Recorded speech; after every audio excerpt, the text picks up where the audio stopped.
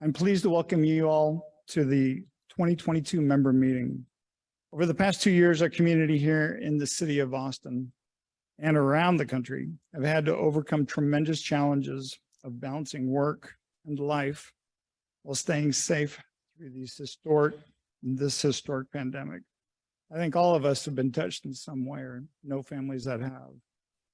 At the City of Austin Employees Retirement System, we have remained steadfast in our commitment to serving members, fulfilling our mission to provide promised retirement benefits while successfully adapting to carrying out business operations. This year, we're excited to resume the annual member meeting as an in-person event once again to ensure our members can stay engaged with the ongoing work COAERS is doing on behalf of the membership.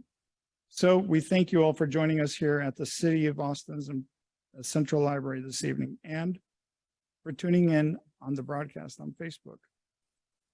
This annual event is an opportunity for all COAERS members to learn about important organizational updates.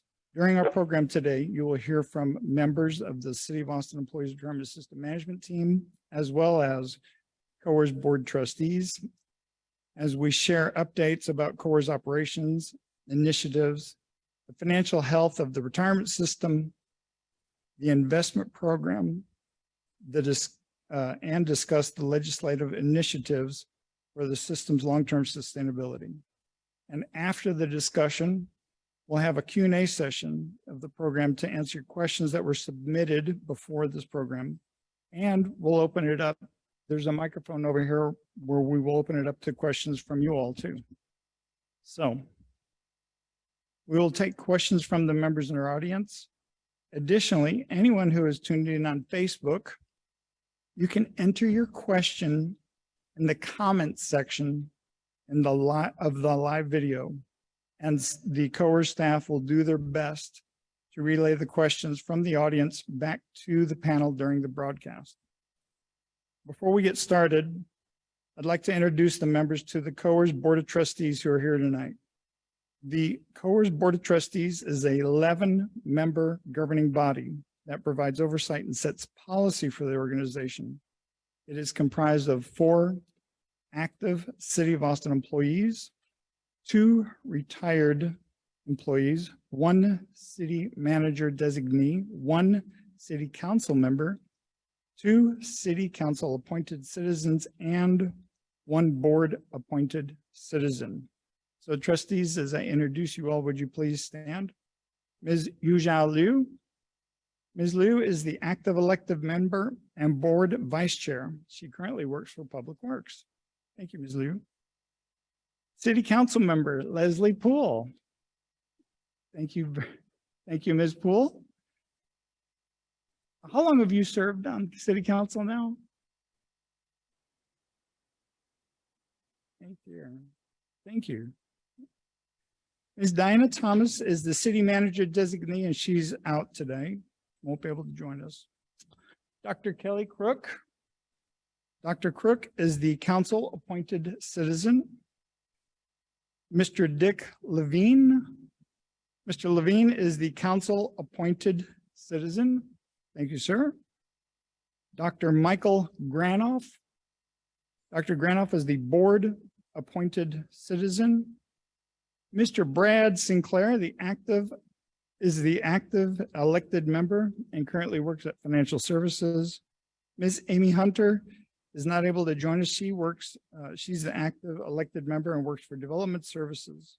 Also, Michael Benson, he is the retired elected member, but he's also absent. And our very own Mr. Anthony Ross Sr. Mr. Ross is the retiree elected member. Sorry, I messed up your title there, sir. We saved the best for last.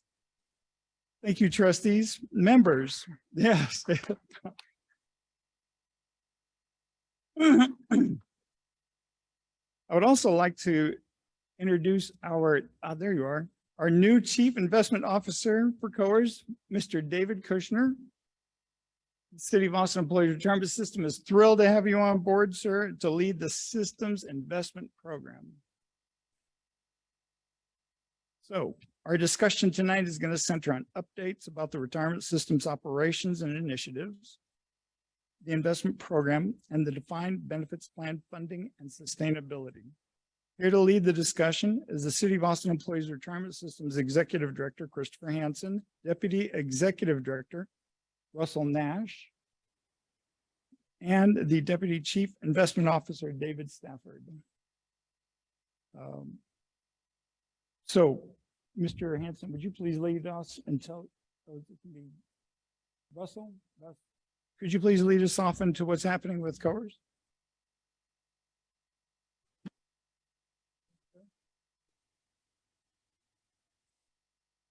Thank you, Mr. Chair. Good evening, everyone. Welcome. I'm Russell Nash, Deputy Executive Director here at COAERS. I want to take a few minutes to update everyone on the key services we have for our members. First of all, I want to say that you are our focus. I'm going to take some time to thank you for the service that you've provided to the city, whether you're an active member or a retiree. Thank you, thank you, thank you. Thank you for everything you've done and are doing to make Austin the great community it is. It's our part at COAERS to help you realize all the benefits that COAERS has to offer, as well as assist you along your journey. So it starts with our team. We have 4 member services coordinators, all with experience in the financial sector, who are here to help you: Ash Perry, Rachel Muse, Gloria Cordero, Jackie Becker. Chances are, if you call us, you will talk to one of these capable, caring individuals. We also have member services specialists. They provide a wide range of services. You may see them on a virtual meeting. You may see them in your department. You may actually show up to our office and spend a couple of hours with them preparing for retirement. Those people are Lee Wilson, Levy Robinson-Laurent, and Catherine Pazulich. This entire team is also led by a very special person, Teresa Cantu, our benefits manager, who just completed her 19th year with COAERS. So congratulations, Teresa. So we have an experienced, capable staff of kind and ready people to help you on your journey. So next slide, Sarah. The first feature we'd like to show you tonight is our new appointment system. You can now control the method of how and when you receive services from COAERS. Remember that you can always call us for help. Our telephone number is 512-458-2551. A real staff member will answer the phone, not a machine. And often that phone call is all you need. But if you need further assistance from us, now you can see our calendars.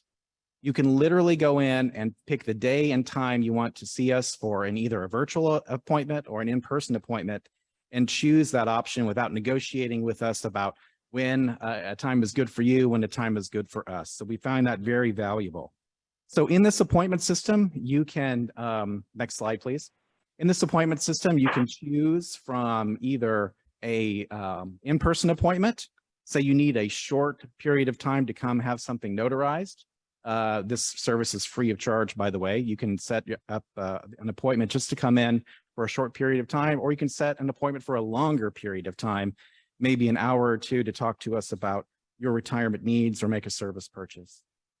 So we're always a phone call away, but if you need additional services, please use our new online appointment system. It gives you the power to see our calendars and get services the way you want them and the date and time that you need them.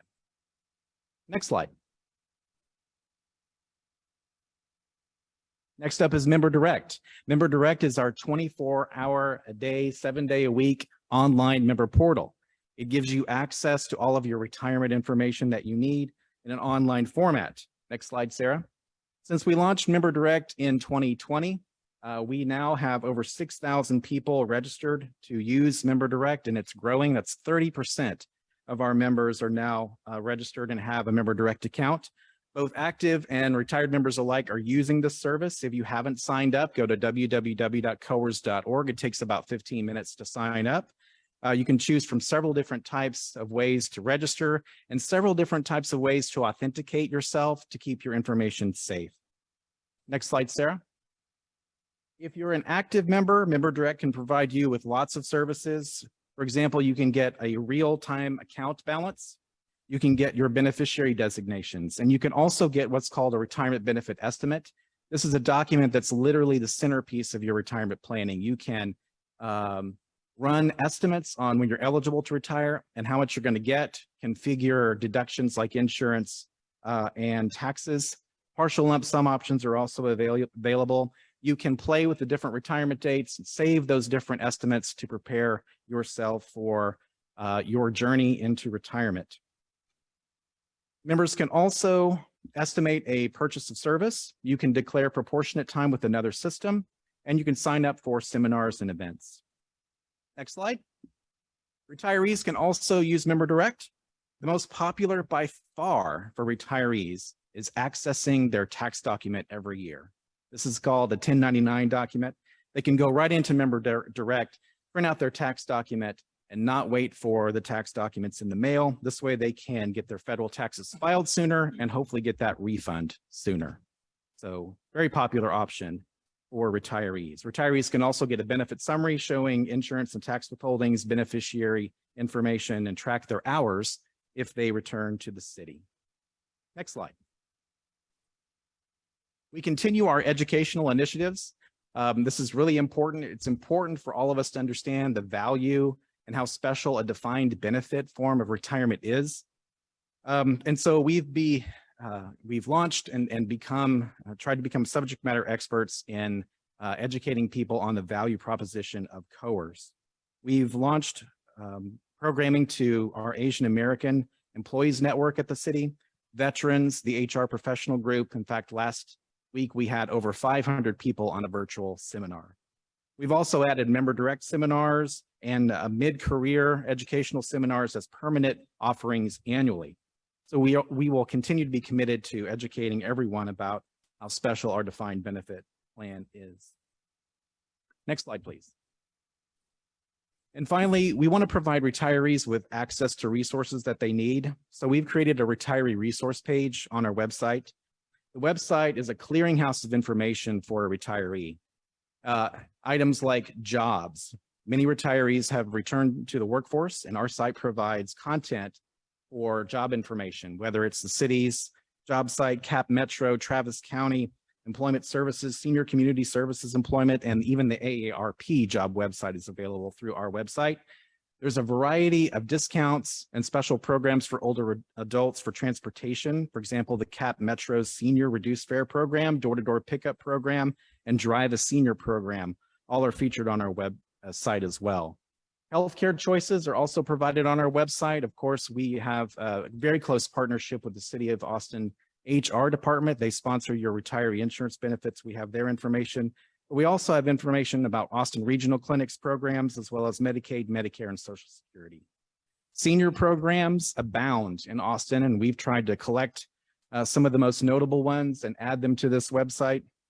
City programs, activity centers, capital area programs, ACC training, wellness, computer skills, and also volunteering opportunities are on our website. You can also find consumer assistance, legal resources, home safety, and also food and housing assistance on our website as well. So we will continue to try to provide as much value to retirees as possible. If you have any additional suggestions for this website, please let us know before you leave, or send us an email or give us a call. A couple of more notes before I conclude. Upcoming for retirees is open enrollment for 2023. The City of Austin's HRD department will be sending out their pay and benefits flyer to retirees so that retirees will understand their insurance coverage, carriers, and costs for 2023. So look for that in the mail. Retiree open enrollment is October the 11th through November 13th this year. And finally, you're going to hear a lot of great information from some subject matter experts tonight. If by chance you don't get your question answered tonight, feel free to give us a call, 512-458-2551. We'd be happy to answer any questions as follow-up. That's my report. Thank you for your time. It's good to see you. Back to you, Mr. Chair.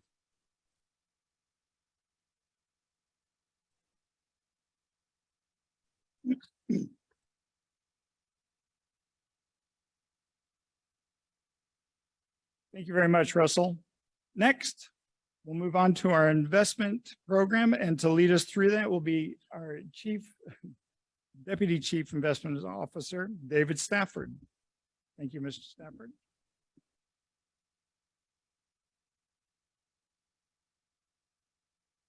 Good evening, everybody. It's a pleasure to be here and speaking to you all today. My presentation will give a high-level overview of the COAERS investment program, so including some of the key data points about the size and how it's been going, who's who in the zoo, and helping invest the system's assets to help pay member benefits over time. So on the first slide here, I've got an introduction of the COAERS investment staff, right? So we're a team of 4 individuals that are highly experienced and really dedicated to doing a high quality job for the system over time as fiduciaries. I'd say we've got our recently hired CIO, David Kushner, who you've been interviewed with, or who you've been introduced to.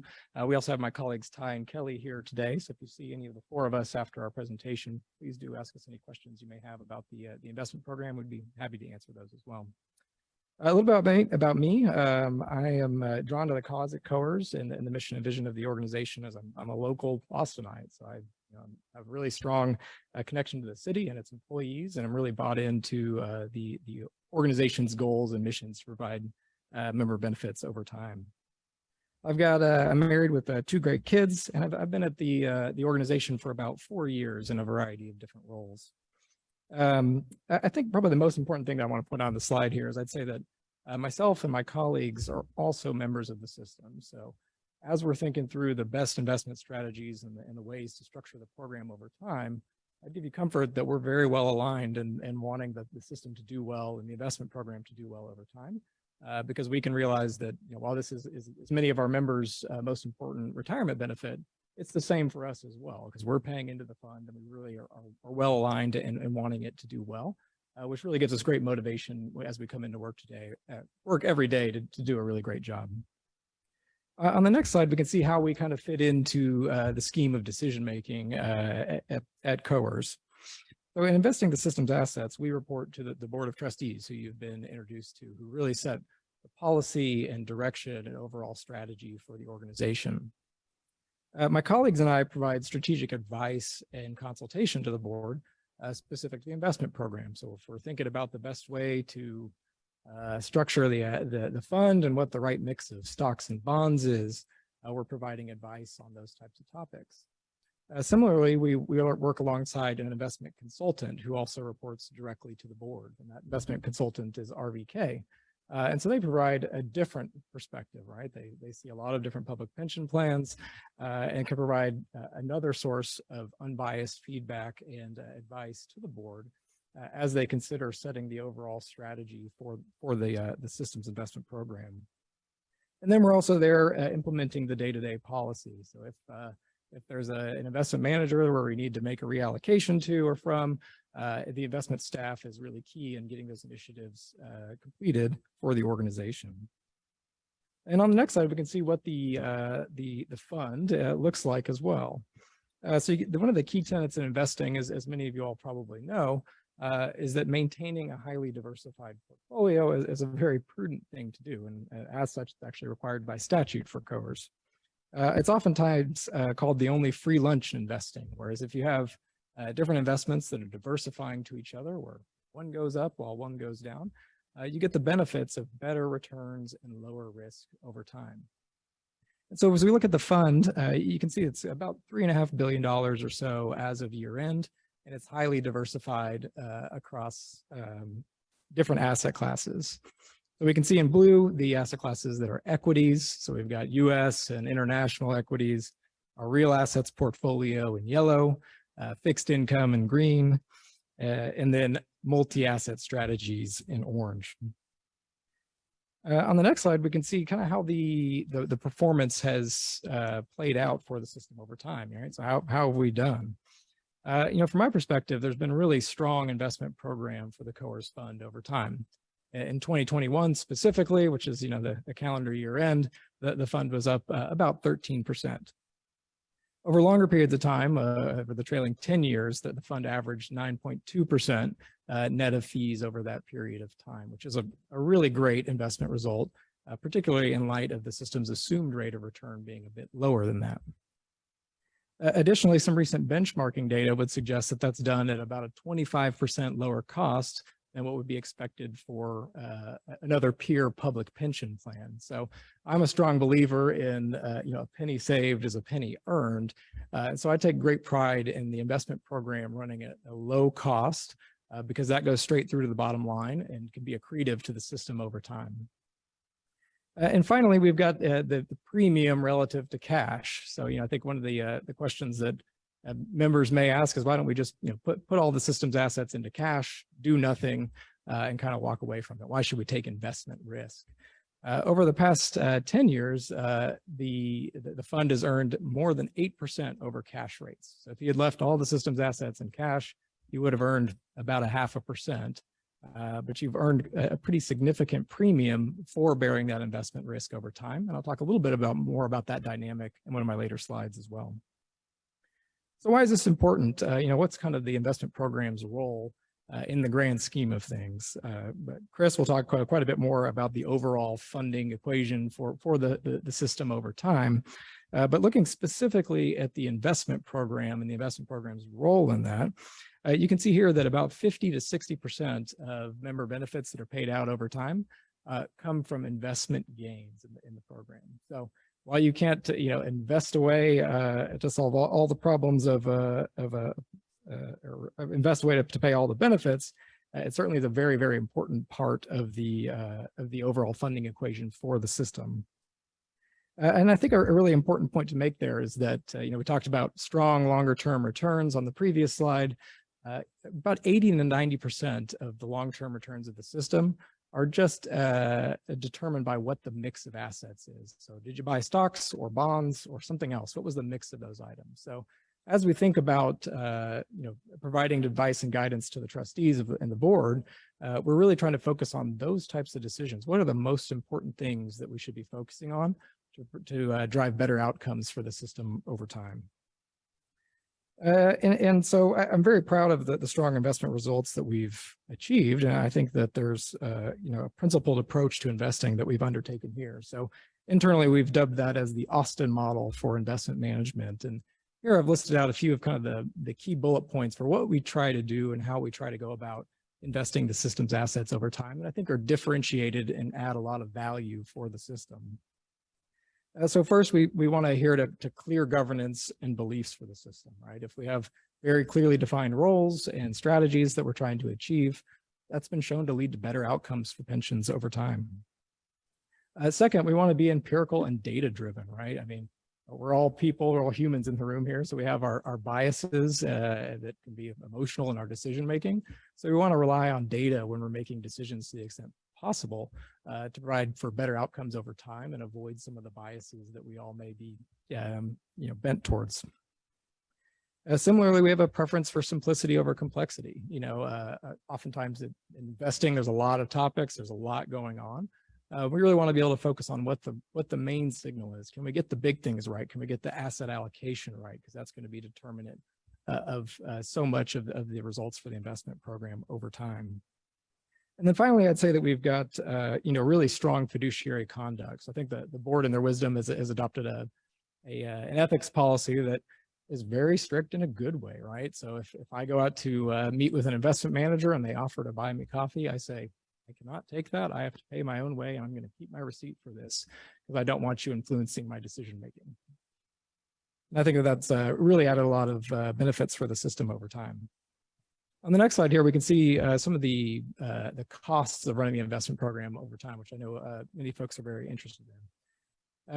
And so I think one of the examples of this approach to being very principled in the investment program has resulted in this type of a slide where we see focusing on what's most important and implementing a lot of the beliefs that the trustees have adopted over the past 5 to 10 years has really resulted in lower costs for the fund over time. And as I said, I think that drops straight through to the bottom line and is accretive to the system in its investment results. So you can see over the past decade, costs have been cut by about 40% from their peak. And that's been done through, being more prudent and focusing on what's important, as I mentioned. So if we look at the US stock market, for example, it's been pretty well proven that, active management doesn't add very much value there. Stock pickers don't tend to do very well consistently. So let's move towards passive investments in those types of approaches.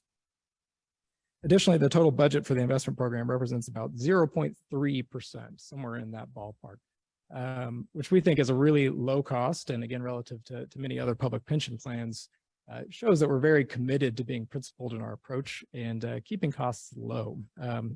That figure amounts to about $10.5 million, which maybe sounds like a lot of money, but when in a grand scheme of things in a $3.5 billion fund, it's a low percentage of the assets that are under management. So this has led to the next slide here that I think is very impactful for our results. And this is one of my favorite charts that I always like to talk about. On this slide, we have two colors in the bar charts there, and the bottom one represents the 10-year return for cash investments, risk-free investments, and then the green represents the premium that the system earned on top of cash investments. And so I think there's a couple of interesting trends that are worth talking about in this discussion. The first one is that, as you all know, if you look at your bank account, you're not really getting paid too much interest. Maybe a little bit more here recently, but for the past decade or so, not too much interest being paid on your cash investments. And then second, the premium that the system's earned has been going up over time. So the longer term average on that number has been about 5%. And most recently, the system's earned 8.6, I think is the number on there, which represents a very, very, very healthy premium for bearing investment risk. And I know a lot of you might be thinking, well, maybe that'll go back towards the average over time. What would that imply? And I think we're starting to see a little bit of that this year. I know we got a few questions ahead of time about investment returns for the year here in 2022, as it's obviously been a much more challenging environment. And so just a couple of preliminary numbers there. The fund is currently down about 15% to about $3 billion over time. And that's obviously a drawdown, and it's a challenging market that we're working through. But I think an important point to make there is that's not totally out of the ordinary for equity investors to experience that type of a drawdown. And then I'd also note that presents some interesting challenges for public pensions who have a fixed contribution policy for contributions into the fund over time. And I know Chris will talk a bit more about those dynamics in his presentation as well. So finally, on the last slide, we've got a few of the key initiatives that my colleagues and I are working on to kind of help better the investment program over time. So obviously, we're looking at what the new normal is, or new normal. We're all figuring out how to live with COVID. But I think more importantly, there's been some really big impacts on monetary policy and fiscal policy as policymakers around the globe have bigger and bigger influences than they did before COVID. Similarly, we're dealing with an excessive inflation of 8 to 9%, which hasn't been seen in 40 years. How is that going to impact our portfolio construction? And what are the ways in which we should organize the system's assets to be best protected against those types of risks? Similarly, geopolitical risks are abounding, where a market that was investable one day suddenly becomes uninvestable. And so we need to be able to manage those types of risks effectively. And my colleagues and I do a lot of hard work in ensuring that we're stewarding the system's assets as best we can in these types of topics. Finally, we're always looking to improve our manager selection efforts and update the asset allocation to set the investment program up for success with the highest probability. So that concludes my comments on this presentation. Thank you very much.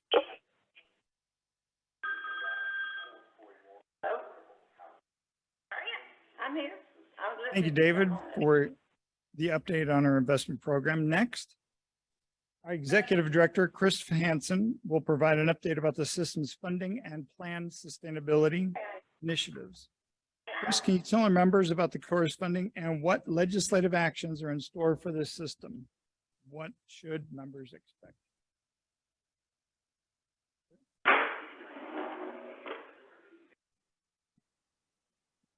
Good evening. Can everybody hear me okay? First, I want to just start out before I get into my presentation and echo Russell's sentiments. I know that of everybody here to thank you all for your service to this great city of Austin. My family and I have been here for this iteration for over 20 years. We love it here, and it wouldn't be this great city without all the efforts of our active and retired members. So I just want to thank you all. It's such an honor to be here as a COAERS employee and to work on your behalf. So thank you very much.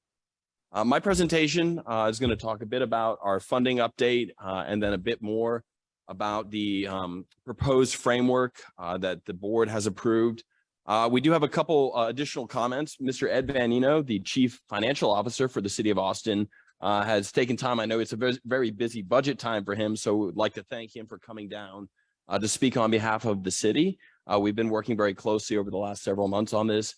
And Dr. Kelly Crook will be speaking from the board's perspective as well.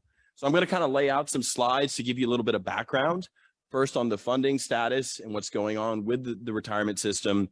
And then I'm going to pivot to sustainability, some concepts of sustainability, and then a little bit on the specifics of the framework that we are working on right now.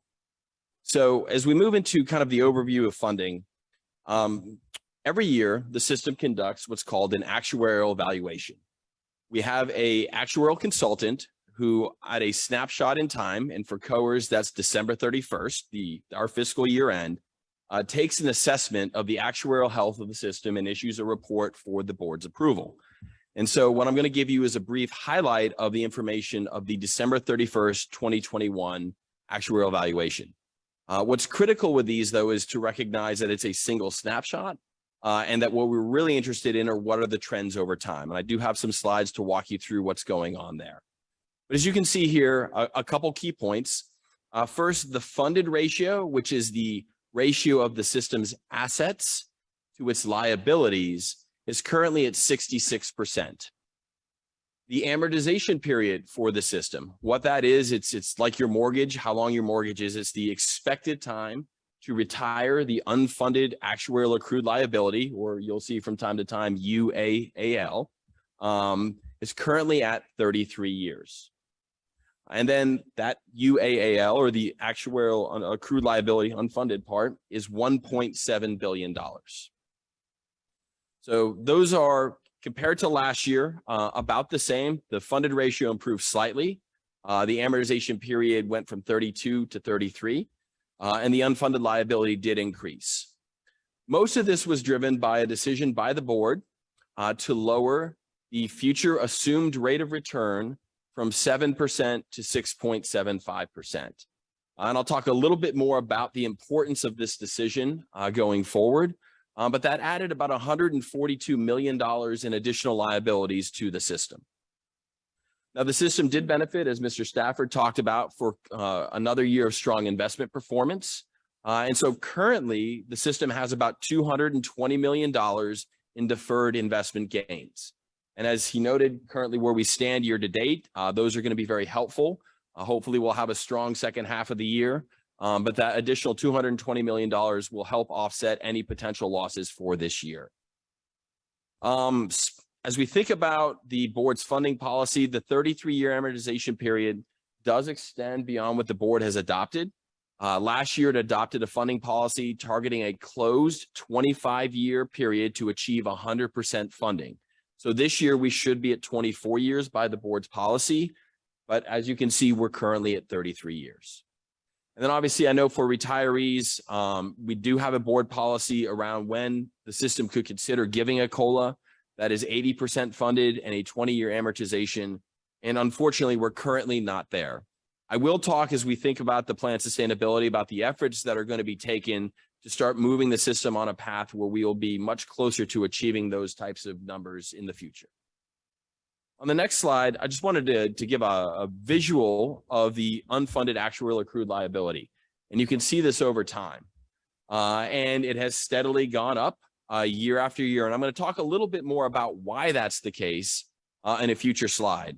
But what you can see is that over the next 10 years, if we hit every assumption that we have in our actuarial evaluation, that number is still expected to increase to about $2 billion.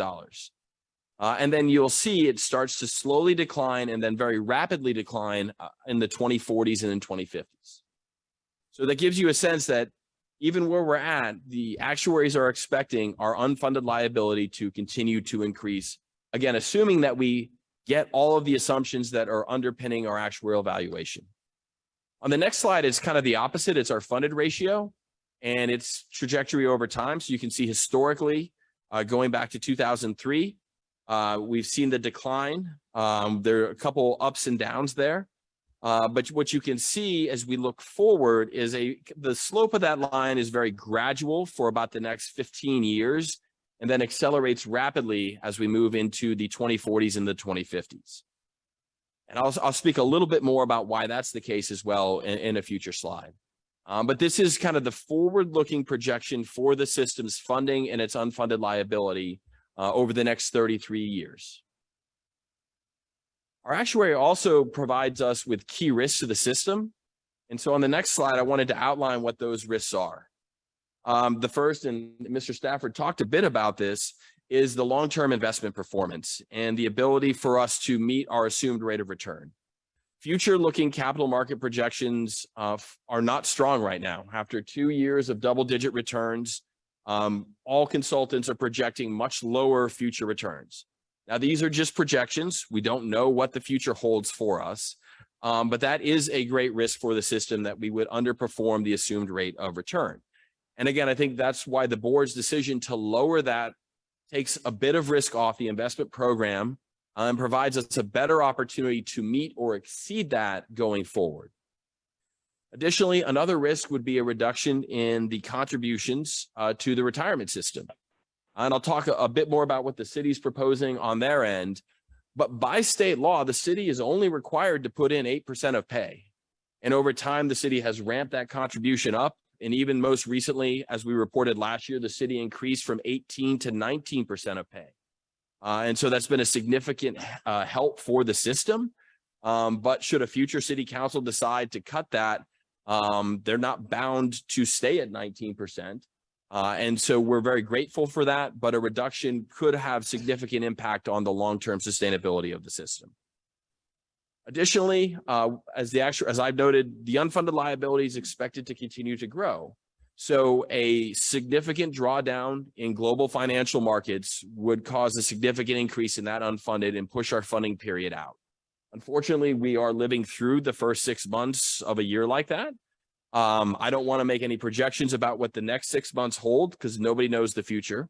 But these are the types of events that we have to manage through. These are the risks that the board fiduciaries have to take on. And again, I think the decision to lower that discount rate reflects trying to manage that risk. And then lastly, another key risk to the system would be any significant reduction in the active population. This would be typically like through a privatization. I know that's not something that's on the table, but something our actuary always wants to make sure that we're aware that a significant reduction in our active population would take cash flow out of the system and put more pressure. So those are the 4 key risks that we're trying to manage on the actuarial side.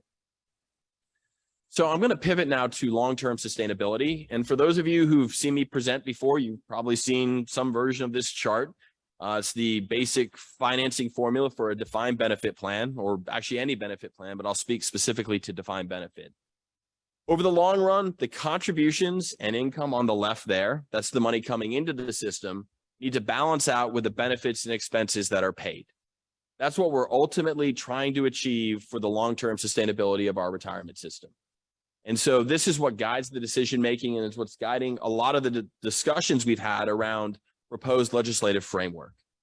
And so as we talk about some of this, you'll hear me explain some of the decisions that the board has supported in our work with the city to try to advance the long-term sustainability of the system. When I think about the kind of within the state of Texas, who monitors long-term sustainability, the place I used to work as the executive director, the Pension Review Board. If you're not familiar with them, they're a state agency that has oversight over all public retirement systems in the state of Texas. And they have established funding guidelines that kind of set the parameters for sustainability. I'm not going to read all of these to you. I did highlight number 4 because I think it's crucial as we think about the steps that we're going to be looking at over the next 6 to 12 months.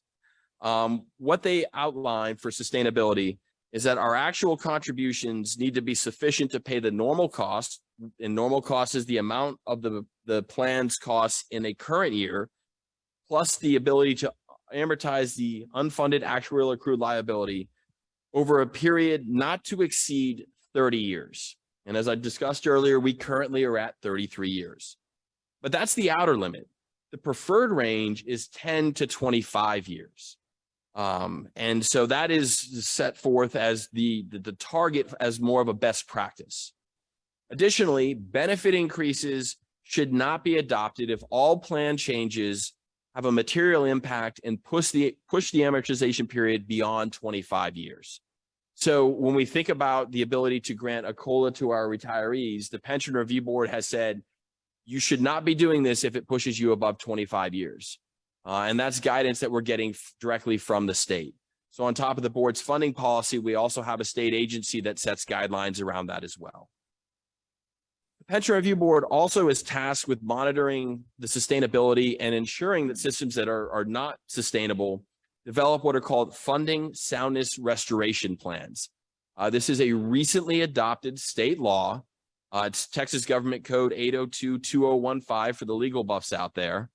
And it requires any pension system and their plan sponsor to create a plan to get the system's amortization period back within the 30-year period. Now, currently, as we've discussed, we're outside that limit, and our trajectory at 33 years would be that we would still be outside that. You get 3 years to get yourself self-corrected. Given what we've experienced this year, as Mr. Stafford spoke to, it's highly unlikely we'll be at 32 years next year. So we are going to trigger this, and we are actually already on the at-risk list. So there currently are 16 pension systems that are subject to this requirement, and another 7 systems in Texas that are at risk. And we are on that. What that means is we've had one valuation that is now outside that limit. If we get 2 more in a row, we will be forced to sit down and negotiate with the plan sponsor. But thankfully, the city of Austin's done an incredible job of being very proactive. As the former executive director of the Pension Review Board, I can say that I've seen so many plan sponsors walk away until the system's actually in the ditch. And I think the city deserves an enormous amount of credit for their willingness to sit down and work with COAERS to try to address this before we actually end up in that proverbial ditch. So I wanted to provide a little bit of context, though, for you when we think about it on the next slide about measures of sustainability. I went through the Pension Review Board data and wanted to give you a sense of kind of how COAERS stacks up. So when we think about certain criteria like the amortization period, we talked about the 30-year maximum that the Pension Review Board has set. Of the 82 active defined benefit plans, 32 of them have periods over 30 years, whereas 50 are less than that. So as you can see, COAERS is not that far off kind of that middle ground where it currently stands. And the average amortization period in the state of Texas is 25 years. On the funded ratio, in Texas, the average funded ratio is 71.6. And again, that's the average of the assets to the liabilities. The high within the active plans is 113.7, and the low is 28.8. The average funded ratio nationally is 73.8. So again, at 66%, we're not that far off kind of what our average peer set is. And then lastly, for contributions, and we're going to talk a bit more about what the proposal is around this. Most Texas public systems use what is called a fixed rate contribution model. And what that means is you get the same percentage of pay every single year. And there was a question about why that's important. In a year like this, where we're having challenges in global financial markets, contributions are not going to adjust, put more money into the system to help steer us back towards a more sustainable pathway. And again, I will talk a bit about the proposal here, but that is far less common than the fixed rate. So you got about 70% of systems here using the fixed rate, where about 30% are using actuarially determined contribution model. So before I get into the actual proposal, I just wanted to talk a little bit about the headwinds to COAERS. Probably sitting there thinking, okay, we've heard strong investment performance, we've done Group B. Chris, why are you up here telling us that we have to do another round of changes? What's going on? Well, first, our fixed rate contribution model is a challenge for us. It does not adjust as I just described. And as we look back historically, our actuary makes a recommendation on what the contribution rate should be based on actuarial standards of practice. Over the last 21 years, the total contribution rate between the employees and the city has been less than that 18 of those years. And on average, it's about 2.5% less than what the actuaries recommended. So again, when we have negative experience, whether it's the dot-com, global financial crisis, what we're going through, the contributions don't adjust to help get the system shored up more rapidly. Negative amortization. I've talked about this before, but this is a concept probably most akin to interest on your credit card. If you've ever had a credit card and had a balance on it, you know that if you don't pay it immediately, you accrue interest.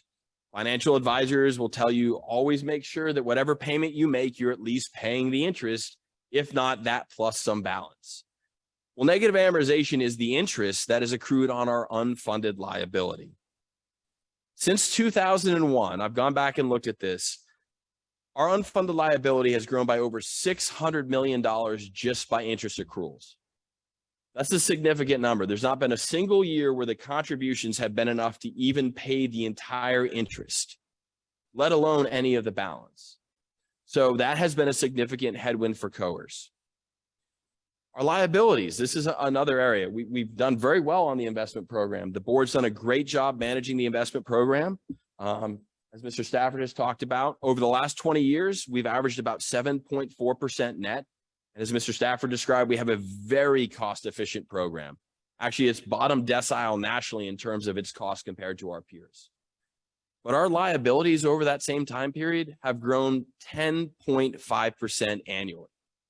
That's a significant difference. One of the big challenges that we face in the public retirement system community is so many folks are thinking about the asset side and not thinking about managing the liability side. If you return 10% on assets, but your liabilities grow 15%, you've actually lost money that year for your system. And that gets to the last point, Group B. About 10 years ago, we did implement Group B. And that was set to be prospective for new employees. Currently, 61% of the active membership is Group B, and 33% of the total membership, including our retirees, is Group B. But when you look at the actual cost to the system of that active portion, the 61%, it's only 15% of the active cost. And of the total cost across all members of the system, Group B only accounts for 6% of the total cost. And this is the nature of putting prospective changes in. It takes decades to recognize those savings. I've seen it time and time again at the Pension Review Board, and it's fairly traditional. Most retirement systems and their plan sponsors start by trying to address the problem for prospective employees. And across Texas, several of our peers, Houston, Dallas, El Paso, Fort Worth, have tried the same model and have had to come back because it didn't get the problem solved quickly enough. And that puts us where we're at today. So I just wanted to give you a little bit of a sense of why we're here and why we're talking about this again.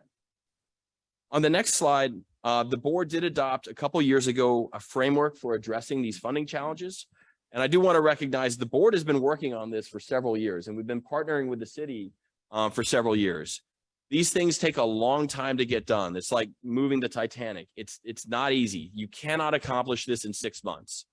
This has been a multi-year process with the board and the city.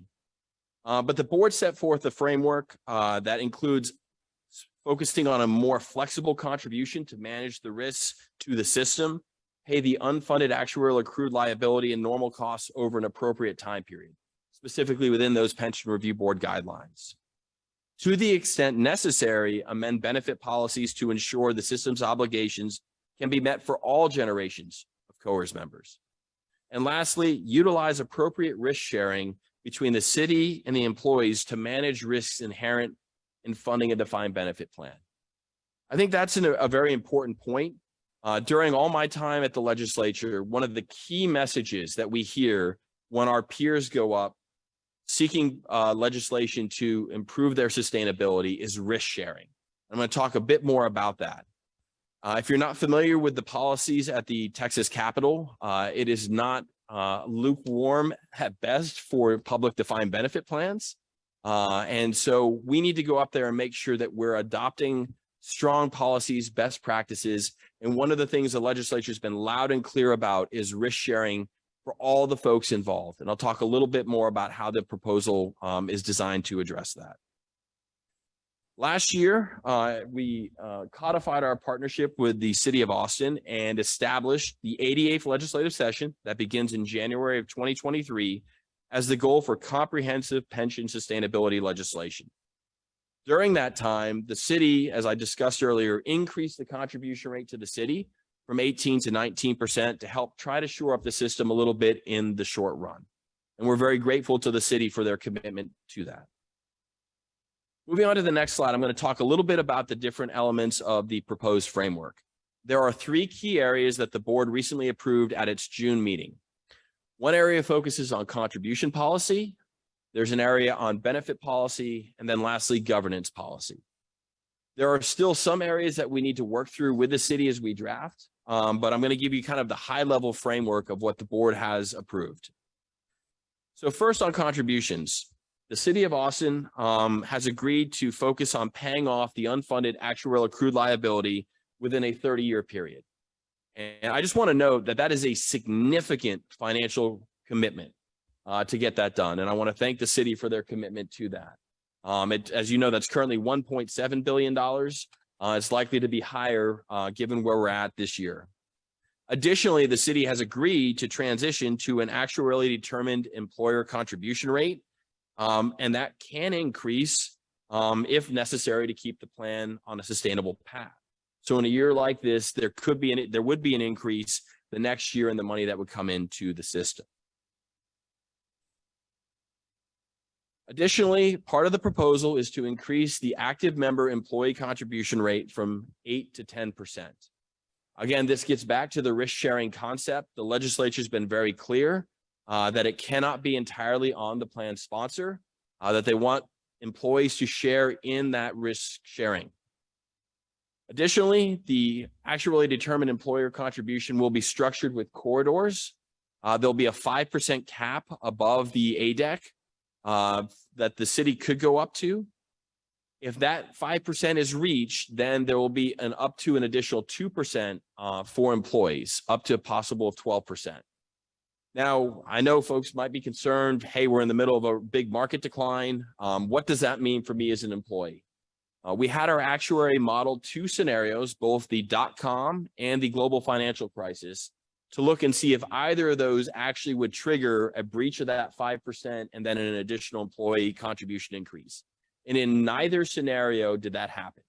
Now, those were solely focused on the investment losses, not other gains and losses that could occur, but just those market losses alone did not trigger a further increase in the employee contribution rate. They did not breach that 5% corridor. And then lastly, if this combined solution does not address it and we get to that 2%, the city's capped out at 5%, the board and the city would sit down and discuss further modifications that could be necessary. Hopefully we do not get there, but we need to have something in the proposal in case that does occur. So that's the contribution component. Moving to the benefit policy, the philosophy here in working with the city was to try to keep as much of the benefit policy options as possible, but to try to focus on mitigating the cost to the system. Items like prior service purchase or service purchase, those do cost the system. While we did want to make sure those are available to employees, we had to design it in a way that the system didn't lose money. And so what you'll see is that there is an actuarial cost now associated with those would be under the proposal with those service purchases. Additionally, we're going to target those to be done at or around retirement time. This allows the system's actuary to best project the actual cost to the system. And then sick leave conversion, we've gotten several questions about that. The proposal is to keep the employees' portion their contribution. So when they get ready to retire, they would contribute the amount that they would normally contribute, which is buying it at your contribution rate as an active employee. And the city, through its normal cost component, will pick up the difference. Again, these are proposals that would be targeted for implementation January 1, 2024. We're still working through the details of the legislation. And COAERS staff will continue to communicate this throughout the next several months and as we get into session and even after at the next member meeting next year. Lastly, for governance policy proposals, one was to increase the board's balanced representation by converting one active elected member to a City of Austin appointed position. The City Council would recommend that that appointment be an active member, and historically it has always been an active member. Additionally, it establishes a risk-sharing valuation study process that allows the city to coordinate with COAERS on assumption changes. The board will still retain the ultimate right to set assumptions, but we will be coordinating with the city given the potential impact that those assumption changes could have on the cost of the system. And then lastly, requiring certain pension expertise for our citizen-appointed positions. So that's kind of a high-level overview of the framework. There are still some details to be worked out. We are going to be meeting with the city again next week. We're going to have ongoing dialogue. Dr. Crook will speak a little bit more as our legislative committee chair about what's upcoming on that process. I would like to note that we are launching a website tomorrow where you can get information on this, and we do have a ability for our members to submit comments. So if you have comments, suggestions, please submit those to us. We will be reviewing them. We'll be talking about them with the board and the city as well. Ultimately, what I want to talk about here is what are we trying to achieve here? We want to strengthen and preserve our defined benefit plan. I want to assure our retirees that your retirement benefits are not at risk. There's nothing in this proposal that would cut your retirement benefits. And we want to make sure that we can continue to provide for future generations. The financial health of the system 30, 40, 50, 100 years from now. Ultimately, we want to preserve our defined benefit plan. These are going away. The state of Texas just eliminated for new employees a defined benefit plan. All new state of Texas employees are going into a cash balance plan. Our goal, the board's focus and the city's focus has been to preserve the defined benefit plan. And that's what we are focused on. And that's why we are committed to trying to strengthen the long-term sustainability of the retirement system. And then lastly, just to talk about next steps, and I know there'll be some additional comments. We're in the process of working through a draft legislation. We'll be working through our legislative committee and board and partnering with the city, targeting the 88th legislative session to get that filed and hopefully passed. And then we're going to continue to keep you updated. There's a lot of work still to be done. We have our social media channels. We have our website. We are anticipating a fall stakeholder event. There are some details that need to be worked out. I'd like to get those worked out before I stand back up in front of you. I don't want to give you the exact same presentation where I still have some holes that need to be filled in. So once we get that resolved, we'll have another stakeholder event where we can dive deeper into the specific proposals. That concludes my remarks. And I'd now like to turn it over to Mr. Ed Vanino to offer some information from the city.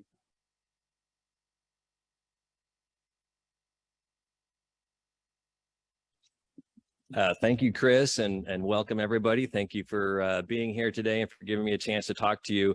Before I start, can we all agree that maybe Chris Hansen needs to work on his analogies a little bit? I mean, rule number one of pensions is you never compare your pension system to the Titanic, right?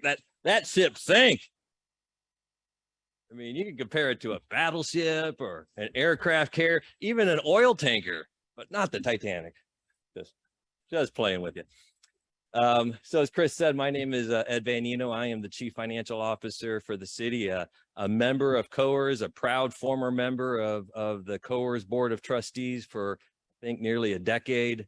And so I am really interested in the success of the pension system. And if you don't remember anything else I say to you here today, well, remember the thing about the Titanic, but remember that the city is completely and 100% committed to the sustainability of the pension system. And those aren't just words. Chris talked about statutorily, the city is required to contribute 8% to the COAERS system. Well, in 2021, the city of Austin contributed $208 million to your pension system, to support your pension system. By law, we were required to contribute $88 million.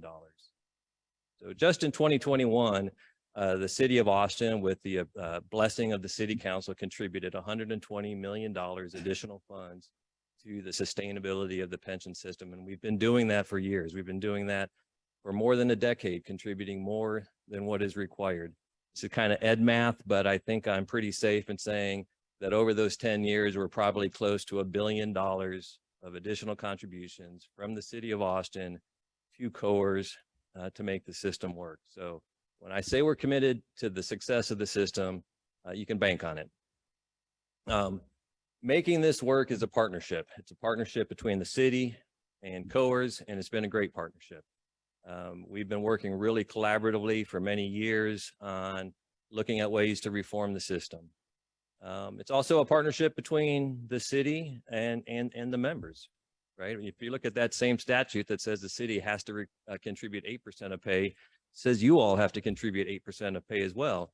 And you do. And so it's always been a partnership between the city as a plan sponsor and the members as the plan beneficiaries and the COAERS system as the plan administrator to make it work. And the members have absolutely done their part towards making the long-term system sustainable.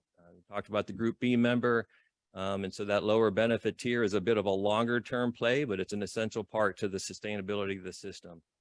The city's been contributing additional funds to the system. And so again, it's just that strong partnership, and it'll make it work into the future. That's what we're going to continue to need to do. We're going to continue to need to work together on sustainable solutions. I can tell you, I am really, really excited about the package of reforms that we're bringing forward. We worked with the police retirement system in the last legislative session to get an almost identical package of reforms passed. And in a single year, just 1 year, that system went from having an infinite amortization period. Anybody know what that means? That means they were going to run out of money, right? They were going to run out of money before they ever came close to paying their financial obligations off. They went from an infinite amortization period to a 30-year amortization period. And I suspect they'll probably be down into the 20s after this next valuation. So, you know, it is a little bit hard to turn these big ships, but it can be done. And so this reform package will work. It not only made immediate corrections to the police retirement system, but it is set up to move us away from that old tried and failed static funding model to a dynamic funding model that will adjust to the funding needs of the system. Not only that additional funding that the city's already been putting into the system, that will be codified. The city's contributions will go up even further from there. And the city is also committing to potentially further increases that won't require any approval. They'll go into effect automatically based upon the actuarial analysis, further contributions to the system as needed to keep it at that 30-year or lower funding level, depending upon how the system performs. So again, I think we got a great package of reforms, a great collaboration with Chris and his whole team at COAERS. We're excited about getting in front of the state legislature on these reforms and getting this all in place so that all of us can enjoy that cruise on the cruise ship. It's not the Titanic. It's a princess cruise. That's all I have to say. So I'm looking forward to sticking around and answering any questions you might have for me as the day proceeds.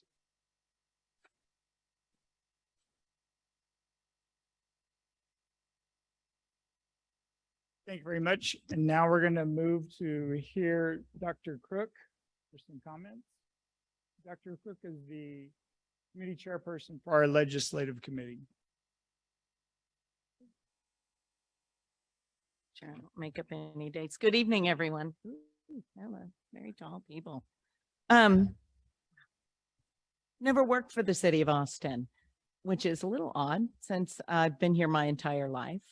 But I am a former school administrator, and as such, I'm a member of the Texas Teachers Retirement System. So I get it. I understand the concerns that you have with increasing contributions, with changing tiers for the retirement system, for the ever elusive COLA, because we go through the exact same things. What is a lot different than what we dealt with when I would have to negotiate as part of committees is the partnership that you have with your plan sponsor. The state of Texas, let's just say, is not as open to sitting at the dais and meeting with the retirement system for teachers as the COAERS and plan sponsor are. So I think that works in your favor, and I think it's going to work in our favor. As Chris said, I am serving as the legislative chair for the COAERS board, which obviously means I was the last one to say not it. And I'm actually very excited about it because I think the risk sharing that we're looking for is happening with this. It is not easy. Your board has been working for over 5 years doing systemic analysis on this systemic plan, okay? What we have found is that things can change, and they have. We had to prepare for things that could happen, like lower interest rates. Well, look at this year. Who would have thought it would happen last year? Now look where we are. The unfunded liability. We did lower down our rate assumptions, and as Chris said, it immediately jumped our liability. But also looking at things that are not codified, how important that is. I was shocked, honestly, when I came onto this board and saw that statutorily the city is required to put in 8%, and that they have been putting in so much more on faith. That's not in the law. And so the idea that they are willing to put this into the law and make sure that you are protected is incredible. And I'm very excited in that respect that yes, it's never going to be great to know that your contributions are going up. But knowing that the city is doing what they're doing, knowing that we're preserving some of the things that are so important to you, like service credit purchases, like sick leave conversions. Okay, those have not been removed. And as Chris said, the retirees, your plan isn't changing at all. It's never great to say, this is wonderful, we're coming up with new plans. But I think you're all going to be very pleased with what we are able to preserve. Because what I understand more than anything about pensions is the importance of preserving a defined benefit plan. They are not getting stronger everywhere. They are weakening. And as Chris said, even the state, they're not even an option anymore for new employees. We want to hear your comments. We want to hear your feedback. There is a website that is set up, www.coers.org/plan sustainability. Don't know how to spell that. Hopefully somebody will tweet that out to you or something along those lines, or if I've gotten the slash part wrong. But we will not only keep you updated as this process goes. As Chris said, our goal is to draft legislation and have it introduced first quarter 2023 before the start of the 88th session. So that means over the next few months, we would like you to give us your feedback, give us your comments. Nothing would change on this until January of 2024 if it is adopted in this next session. So with that, on behalf of your board, who have been working very, very hard on this, thank you all so much for coming out on behalf of us, but also we would very much like to hear from you. Thank you.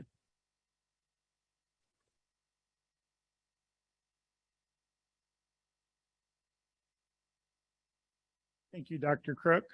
Next, we'll be moving into the QA portion of our event. Over the past few weeks, COAERS received many great questions from our members. Thank you to all who have sent in those queries. Members, we will first discuss questions that we received ahead of the event, and we'll open the floor to participants here to ask questions. At that time, please go ahead and step up to the microphone, which is on my right, your left. And a member's COAERS staff will help you cue your question. Our audience members who are tuned in can submit their questions through the comment section on the Facebook Live video. We'll do our best to get through the questions. And before I continue, if you do have any question, always reach out to the staff. They are there for us, and they will help us out as best as we can. And that's just speaking from my own experience. If you're unable to, I think we'll be able to get through most of the questions this evening, but if not, we will try to get a response to you. And so I'm going to go ahead. The first question that was submitted Has to do with funding status and investments. The question is, would you outline the goals and strategies related to managing the funding ratio of the COAERS assets? Mr. Anthony, would you take that one? Thank you, Mr. Chair. So COAERS established goals and strategies through two key documents. First is the COAERS strategic plan, and then the board approved funding policy. In our strategic plan, the first goal is to achieve and maintain a funding level that ensures the long-term sustainability of the retirement system. That is the very first goal in our strategic plan, and that underpins the mission of the system to provide the promised benefits to our members. So this goal is monitored kind of on two sides. There's the actuarial side, and our key performance indicators around that are monitoring progress towards 100% funding, monitoring progress of the amortization of the unfunded actuarial accrued liability, and then monitoring the percent of the actuarially determined contribution rate that is funded. And I spoke to some of those in my presentation. On the funding policy side, there are very similar goals that I just outlined, but there are a couple other goals that are outlined in that. One is the elimination of negative amortization, which I went into detail about. And then as well, it is to provide a reasonable margin of experience so that if we have losses or negative experience, the system can absorb those risks. So those are some of the goals and strategies that the board has in place through its funding policy and strategic plan to manage the assets and the liabilities of the system. Thank you. Very good, sir. And the next question, how does inflation of 8 to 9% affect the integrity of the retirement fund? Mr. Stafford, would you address that, please? Yes, sir. Yeah, and this is clearly a great question, very timely given the market environment that we're in and the inflation that we're. Hear me okay? And the inflation that we're seeing in the markets currently. As it relates to the investment program, this high level of inflation reduces the effectiveness of fixed income or bonds to hedge some of the equity risk that the system takes on in pursuing its investment goals and its rate of return. And so as we think about, my comments in the presentation earlier, the asset allocation of the fund as a whole, 80 to 90% of the long-term returns are determined by the mix of assets in the fund. So from my perspective, the high level of inflation that we're seeing could affect the correct mix of asset classes in the fund, where maybe there's less of a need for fixed income and strategies like real assets, which the system has 15% exposure to, could become more important. So it doesn't necessarily affect the integrity of the fund over time, but maybe the right mix of assets in considering the asset allocation. Thank you, sir. The next question is, what is the benefit, and we may have discussed this a little bit, but what is the benefit to an actuarially determined employer rate? Hanson? Thank you, Mr. Chair. And we did touch on this a little bit, but I want to reiterate this. It's an important component to ensuring the long-term sustainability because contribution rates adjust to the plan's experience. It helps us manage that risk. And again, I want to recognize the city's willingness to do this at this point because it's a commitment by them and being a partner in managing that risk. And so in a year like this, where we are facing global financial market challenges, the contribution rate would adjust to ensure more money from the city's contribution would continue to come in. That helps provide better sustainability for the system long term. And this is a best practice. And as I noted, very few systems in Texas are utilizing this. And so it is critical to the long-term sustainability of the system. Thank you, sir. This next one is two questions into one. The first part of it is, are concepts still being modified or refined? And when will you inform COAERS members of the details of the exact proposal that will be presented at the 88th Texas Legislative Session? Thank you. That's a great question. I think from a modification perspective, anybody who's worked through the Texas legislature knows that it's always in flux until the governor signs it. So I think at a 50,000 foot level, we'll be working through this. We have to work through our plan sponsor. They may have their own ideas. As Dr. Crook noted, we're seeking input from our members as well. And so, there are concepts that are still being worked on. And so this is a process. We are at the beginning of, we've got a framework. The details will take time, and we'll need to work through that. And we're going to want to be mindful of our members' feedback, the concerns or issues that we need to manage through the city. The city's got its budget process going on right now. So there's a lot of parties involved that are going to weigh in. But ultimately, a lot of it comes down to the bill sponsor. We're going to have to work with the bill sponsor on both the House and the Senate side. We have been working with the legislative groups on both sides of the city and COAERS, but there's a long way to go. And so ultimately, we will keep you informed along the way. When we have a final draft that's been approved by both sides and we're on the same page, we will make that available. We will make sure that you have the information. We will utilize our communication channels. We put our board materials online. We have social media, Facebook, LinkedIn, Instagram. We will do everything we can to keep you as up to date as possible as we move through this. And as mentioned earlier by Mr. Russell Nash, please don't hesitate to reach out. We're happy to talk to you about this. We can do it over the phone, a virtual meeting, in person. We are planning a fall stakeholder event as well to do more education around this as we get more details worked out. So we're going to continue to strive to provide you as current information as we possibly can as we move through this process. Thank you, sir. The next question is, what consideration has or will be given to phased implementation timeline for service purchases and sick leave conversion, such as to provide opportunities for COAERS members to purchase service time before changes are effective? Thank you. That's a great question. I know our members are very concerned that suddenly the rug could get pulled out from underneath them, folks who might be planning to retire. So one, obviously we're beginning that communication. The proposed target right now would be implementation January 1, 2024. Obviously, as I mentioned in my prior comments, there's a long way to go through the legislative process, and we will keep you up to date on that. We will continue to use our channels of communication if there's any change to that. And we also will be, if that ends up being the official date in the bill and it's passed, we will make every effort through all of our channels to reach out and let you know. When we have changes to the discount rate, which increase the cost of purchase, we make efforts to communicate that. We prepare our staff for the potential influx of folks who may have been waiting to make a service purchase, who might be coming in to do that. So not only will we communicate that with you, but we will prepare our staff for the potential influx of folks who want to get that done before those changes go. And if there's any change where that's not in play, we will keep you up to date as well. So please, you can count on us to stay on top of that communication. Thank you. The next question is, can I convert sick time to service time now while still I'm assuming here, while still active, while they're still an active member?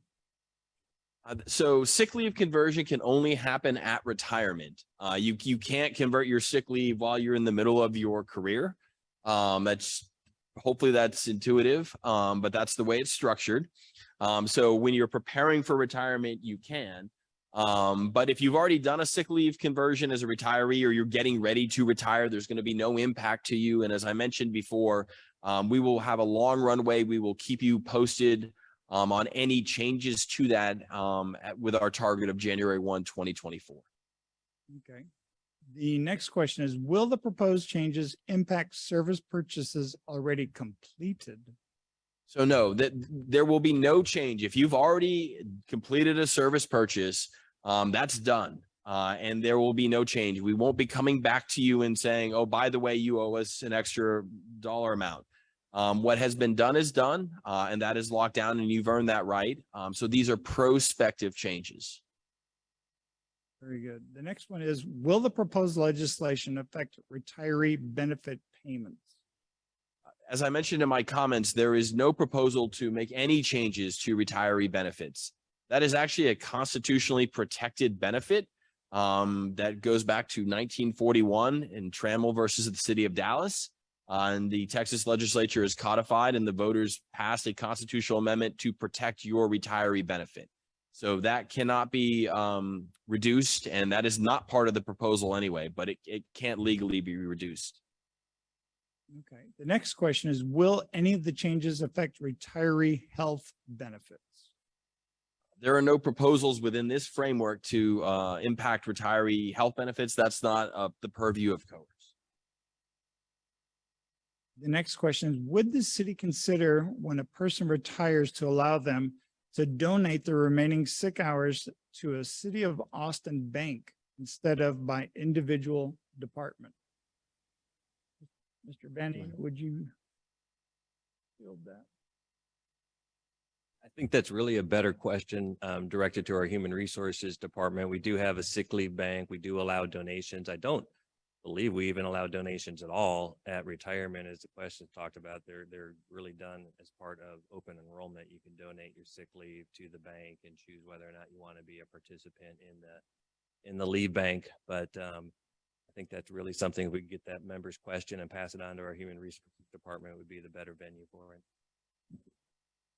Very good, sir. Thank you. The next question is, how does changing an elected active member seat to an appointed position affect the long-term plan funding and sustainability? I think I'm going to take that Yes. question too. That's been a priority for the city. And I can say that, really what triggered this for us was the reality check, where our police pension system went from having an actuarial valuation that said they were in reasonably good shape to that valuation I told you about, where they're infinitely amortized. And that was largely because of some changes they made to their actuarial assumptions. But we brought in a consulting team, an actuarial team, to work with us to help inform us more about pension reforms and the types of things that cities should be looking at. And they really came down to three areas: the benefits structure, which Chris has said, we're not proposing to make any changes to that for COAERS. There's already been a lower benefit tier implemented back in 2012, but for police, we did implement a substantially lower benefit tier, but benefits was part of the equation. The funding model, moving away from a fixed funding model to an actuarially determined model, was part of the funding equation, and the governance structure. And they all interrelate, right? Depending upon the benefit structure, that determines what kind of funding you need to put in. And the kind of funding model you have, I think, is an important consideration in the governance structure. So when COAERS was initially set up, it was a pretty simple system. It still is a pretty simple system in terms of the financial side of it. 8% contribution. If the system does great, it's an 8% contribution. If it does terribly, it's an 8% contribution. And we didn't feel, I think arguably there could have been stronger representation on the board currently by the city members, but as we transition to a much more complicated, actuarially determined funding model, where decisions by the board and the performance of the system has immediate consequences for the city's financial picture, we felt that it was really important that we have additional city representation on the board. Currently, out of 11 members, there's 2 plan sponsor representatives. The council member Leslie Poole is the council appointee, and then Diana Thomas, who's our deputy chief financial officer. And I meant to apologize for her. She asked me to do that. The only reason she's not here today is because I needed her to cover a budget work session that's happening in District 2 with council member Fuentes right now. But, out of 11 members, the plan sponsor has only 2 appointees to it. And so this would give the plan sponsor a 3rd seat on the board, still maintaining a membership plurality on the board with 5 of the 11 seats. Thank you, sir. The next question is, what influence can COAERS members have on the final proposal? Sure. And again, just to reiterate comments that have been said, please reach out to us through our website. We're a public agency. We have public meetings. We have social media. Please call us, email us. Members, please reach out. If you have comments, concerns, I know as Dr. Crook has expressed, wanting to hear from the membership. And so we want to make sure that we hear your comments. So we've got a variety of avenues that you can communicate with us. Please don't hesitate to contact us. Very good. The next question is two parts.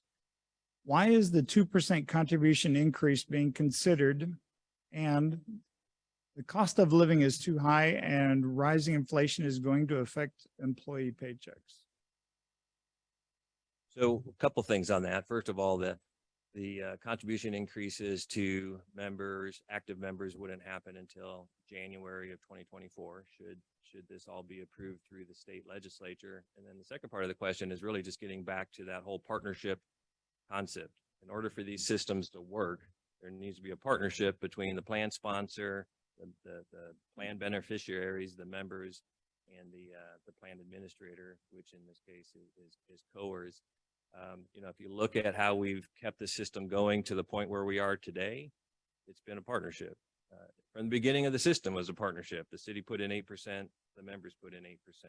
When that wasn't working, we needed to make changes. The members agreed to a lower benefit tier for new members, and the city agreed to contribute currently 11% more than we're required to. And then looking forward, I think it needs to continue to be a partnership between the city and the members in regards to how we make the system financially sustainable. So as we look ahead, we still have to get the actuarial valuations, but based upon where we currently are for this year with market returns, I fully expect that actuarial valuation is going to come back and say, yeah, that 19% from the city is great, but it's not enough. It needs to go even higher, and the city will make that increased contribution. But again, just to maintain the risk sharing, which is an important part of this model, also seeking an increase in contributions from the membership. And then as we look further down the line, that risk sharing continues. There is an additional 5% contribution that could be coming from the city if it's needed. And after that 5% is kicked in, then it's back to the members to kick in another 2%. Again, this is all if it's needed. David's going to kill it on the market, and none of this is going to be needed, hopefully, but we have a structure in place so that if it is, the system will be sustainable into the future. There's two more questions here. The first one is, will our pension receive a COLA? Chris? So as I noted in my presentation, unfortunately, we're not in a position either through the board's funding policy or the pension review board funding guidelines to be able to provide a COLA. And I guess just to build on Ed's comments on the 2% increase, I think it's important to stress that this is kind of a shared sacrifice with all the parties involved here. The retirees are unable to get a COLA. Active members are going to have to contribute more, and the city's kicking in a significantly higher amount of money. And that's the risk sharing that we're all going to have to bear until we can get this on the right track. And hopefully when we do, we're in a position where a COLA actually is something we could talk about. But until that time, we really have to all kind of get in the boat together, and we're not going to sink. And we're going to get this on the right track, because we all benefit together. This impacts everybody here together, and it's a shared sacrifice. So fortunately for our retirees, I know this is a tough time, but the fund's just not in a position right now. Hopefully you find our retiree resource page helpful. We're trying to do what we can to get you information that may be helpful to you. If you have suggestions, please reach out. If there's information that you know about that we're not sharing, please, we want to do everything that we can to try to help you out. And the last question, as the ratio of participants shift to Group B retirement plan over time, will this increase the likelihood that COLA increases can occur on a more regular basis? How can we expect to attract younger employees with a system that seems deliberately skewed toward older employees?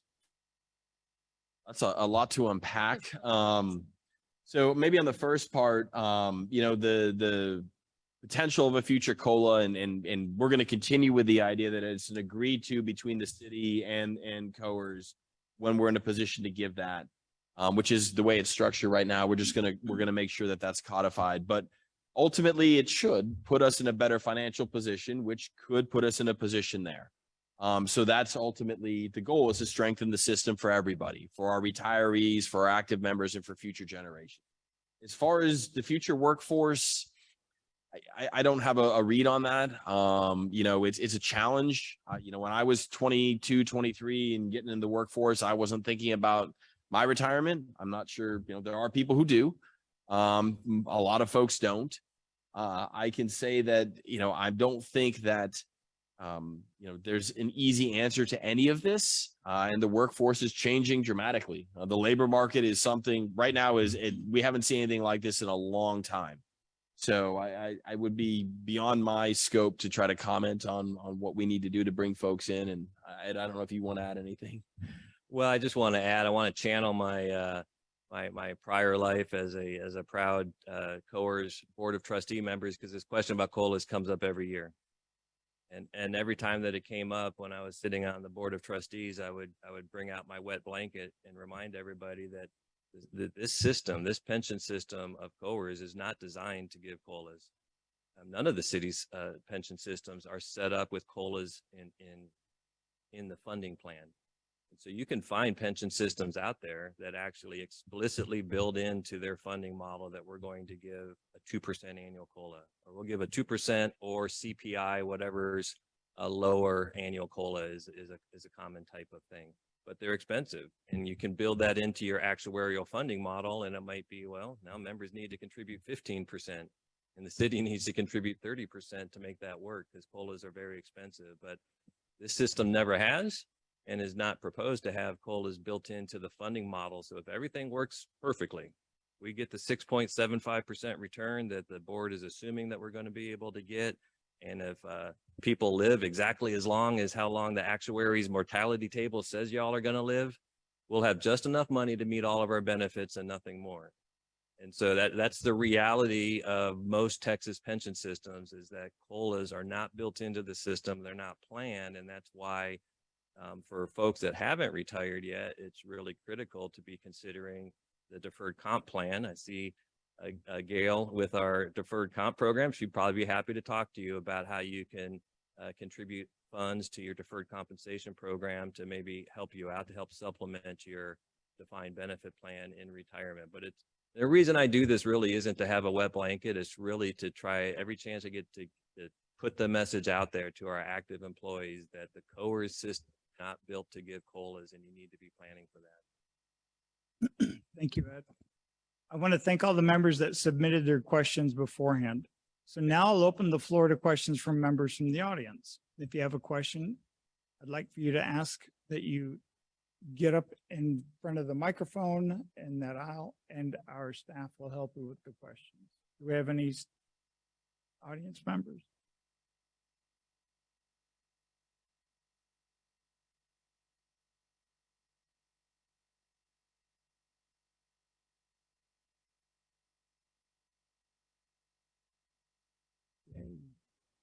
Thank you. You can hear me?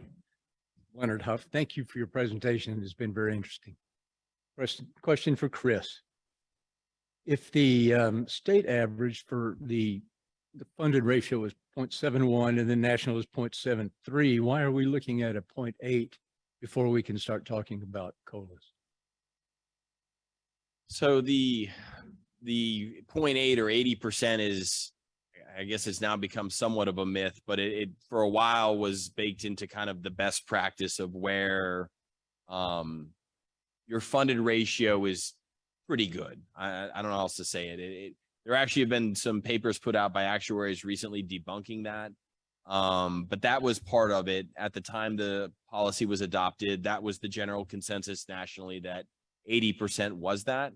The funding policy, we'll be working with the city. That's actually part of this, is we have to adopt a joint funding policy. But that at the time was the rationale. And it was kind of considered the best practice at the time, 80% fund. Does that answer your question?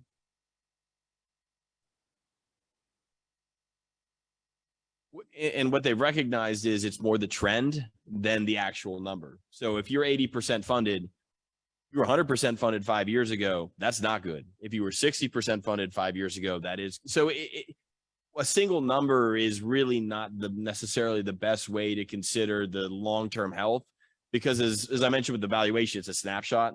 What is the right funded ratio?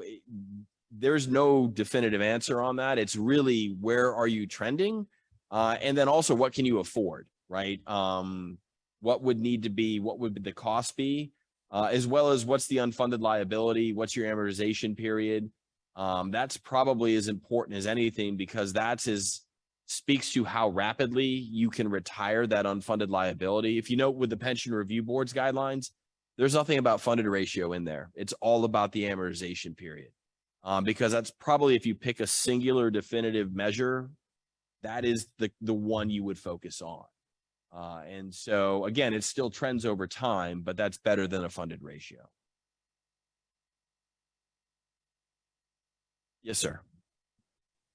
That brings up a good point. So let's assume that I feel like I have a family member who's retired.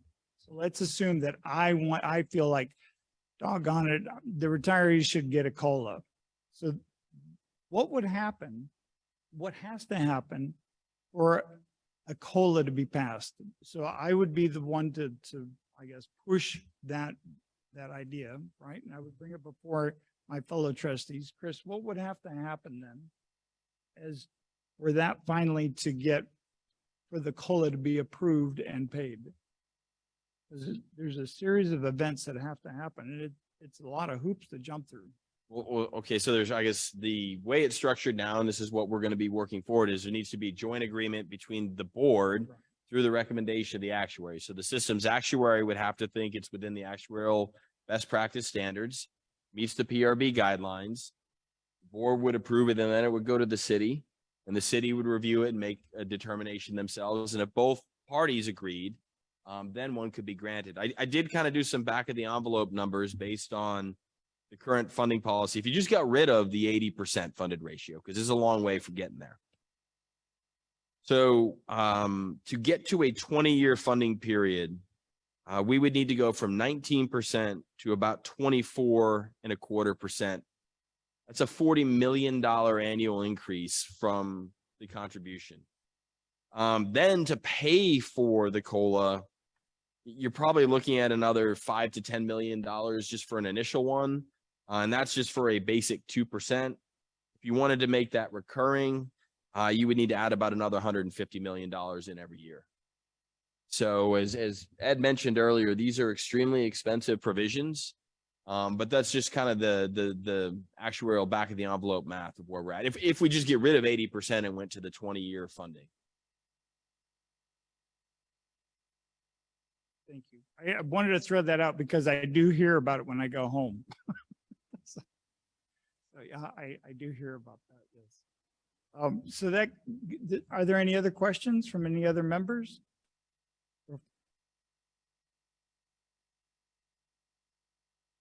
No questions online either? Good, thank you. Very good. Well, I guess that concludes our Q&A segment. Thank you again for all the members that submitted their questions online. Thank you very much for being our sole question here at the auditorium. And again, if anybody has any questions, please reach out to staff and they will do their best to respond to you. So at this time, I would like to would like to ask if any of our trustees would like to share any closing comments about today's program or discussion. Yes, ma'am. Councilmember Poole. Sure.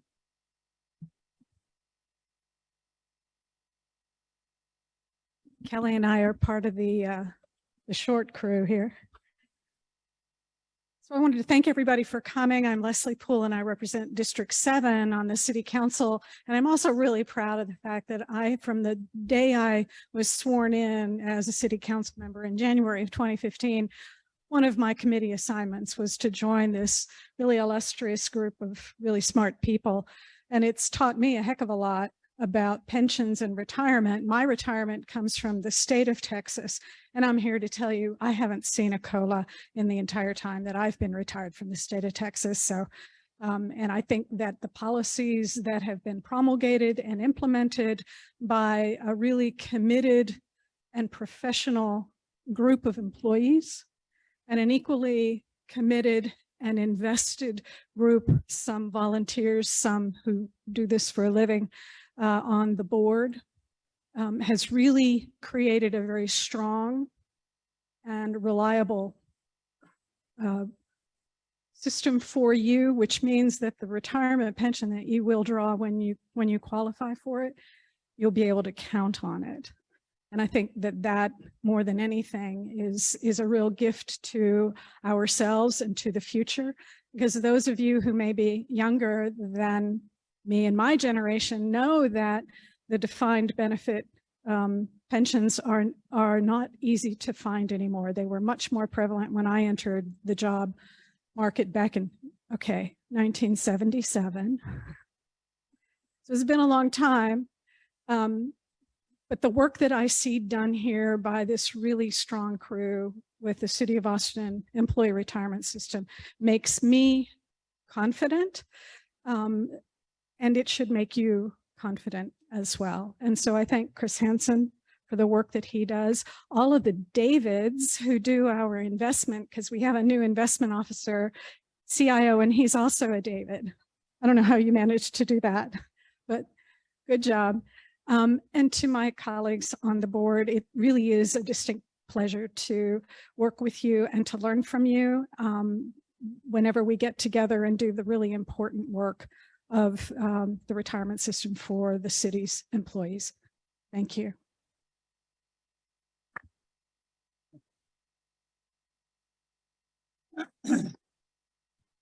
Any other comments from fellow trustees? They're usually not this quiet, I promise you that. Well, I want to thank everybody and our dedicated workforce, trustees, staff members. Thank you all very much for the preparation. There's a ton of work that goes into this. I want to thank all the folks behind the scenes in the back and folks that aren't out here today that helped out with this. Again, thank you, Mr. Hanson, Russell, to the Davids. Ed, thank you very much for being here. Thank you, Dr. Crook. And I would, if there's any other questions for future meetings, I'm not going to be the chair, so please go ahead and volunteer something. Otherwise, I wish you all a safe, cool, and great rest of your week. Thank you very much.